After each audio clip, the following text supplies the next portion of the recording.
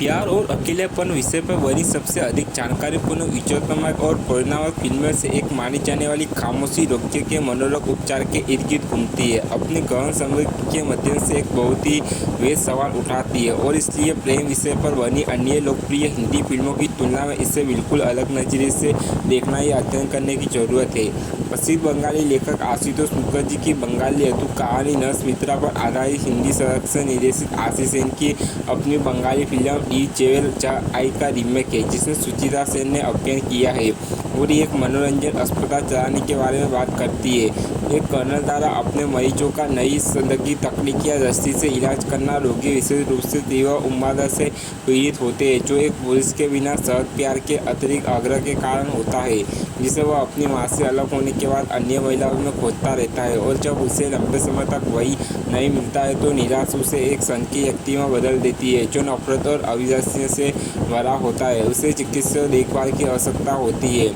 अब कर्नल साहब ऐसे भावुक रोगियों के इलाज के लिए अपनी खूबसूरत नर्स राधा का उपयोग करते हैं और वह अपने नए रोगी अरुण के लिए भी ऐसा करने का इरादा रखते हैं, जिसे अभी लाया गया है। राधा जो पहले एक और सफलतापूर्वक ठीक कर चुकी है, देव नाम का एक ऐसा ही मरीज सौंपे गए मामलों के लेता है, लेकिन इस प्रक्रिया में उसे अपने भीतर के दर्द, प्यार की चाहत और परेशानी का सामना करना पड़ता है, जो अपने नए मरीज के लिए पूरी तरह से प्यारी माँ, प्रेमी और दोस्त की भूमिका निभाता है। इसलिए जैसे जैसे लड़की अरुणा के व्यक्तिगत आघात है और अधिक शामिल होती जाती है, एक नर्स के नैतिक मार्ग का अनुसरण करते हुए अपनी छिपी हुई भावनाओं को भूल जाती है। वह अवसाद में चली जाती है और फिर लोगों के वास्तविक प्यार और देखभाल में वंचित एक अकेले व्यक्ति के रूप में एक दुखद अंत पाती है। हिंदी सिनेमा की ऑल टाइम क्लासिक की सूची में घरों में शामिल इस फिल्म में वहीदा रहमान ने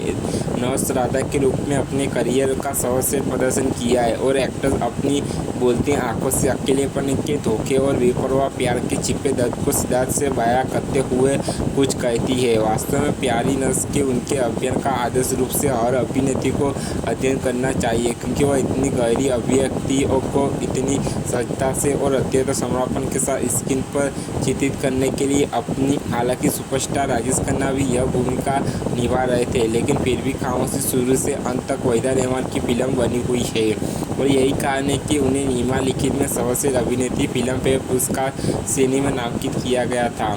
माना जाता है कि यह अपने मजबूत कर देने वाले साउंड ट्रैक के लिए अधिक याद किया जाता है, जिसे खूबसूरत से हेमंत कुमार ने संगीतबद्ध किया था और गुलजार द्वारा सोच समझ कर लिखा गया था। इस फिल्म में तुम पुकार लो, तुम इंतजार कर लो, वो शाम कुछ अजीब थी हमने देखी है, इन जैसी कई बेहद मधुर ट्रैक है, आंखों की मस्त खुशबू और भी बहुत कुछ। सुंदर दायक बैकग्राउंड स्कोर के साथ इसके शानदार निस्संदेह ने एक और रत्न कमाल वॉस की ब्लैक एंड वाइट सिनेमाटोग्राफी, जो उसकी कई प्यारे दस्युओं की कविता में बदल देता है, साथ ही अपने काम के लिए फिल्म फेयर पुरस्कार भी जीतता है। अगर चिकित्सा पेशे से दृष्टिकोण से देखा जाए तो फिल्म आपको कर्नल द्वारा अपनी मासूम नर्स का इस्तेमाल करते हुए अपनी भावनात्मक स्थिति को पूरी तरह से नज़रअंदाज करते हुए अपनाई गई गैर जिम्मेदारी और तकनीक पर कुछ वे सवाल उठाने पर मजबूर करती है। लेकिन इस उचित आपत्ति के बावजूद खामोशी को अभी भी हिंदी सिनेमा के हर प्रेमी को बिना शर्त देखने और संजोग की ज़रूरत है। इनकी ऐसी फिल्में कमी बनती है और वे इस तथ्य का मजबूत प्रतिनिधित्व भी है कि दुनिया के हमारे हिस्से में रहने वाले लोग क्या जानते हैं, दिल से सोचने वाले अत्यधिक भावुक होते हैं।